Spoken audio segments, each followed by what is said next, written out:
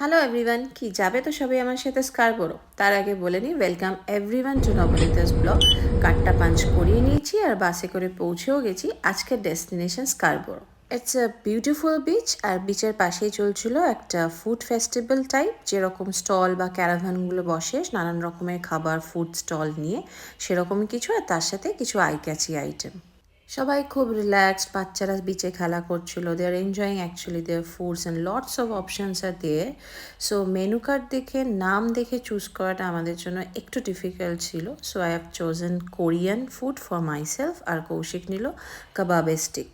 এখানকার মানুষদের actually test বারটা আমাদের থেকে একটু ডিফারেন্ট। আমরা যেমন একটু স্পাইসি হট খাবার পছন্দ করি, আর এদের সব খাবারেই মোটামুটি সুইটের পার্সেন্টেজটা একটু বেশি, তাই কাবাবটা নিয়ে একটু ডিসঅ্যাপয়েন্ট হয়েছিলাম।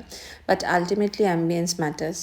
তারপর বিচে এত ভালো মিউজিক বাজছিল যে সবাই ওখানে ডান্স করছিল, যে নিজেকে আর কন্ট্রোলই করতে পারলাম না।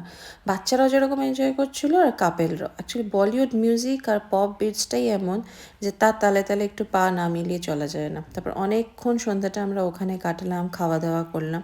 তারপর একটু পা ভিজিয়ে তাড়াতাড়ি করে উঠে আসলাম, বিকজ আমাকে একটা আইসক্রিম খেতে হবে। এখানকার আইসক্রিম আমার ভীষণ ফেভারিট, এত ক্রিমি, এত সফট, যে টেস্টটাই পুরো আলাদা।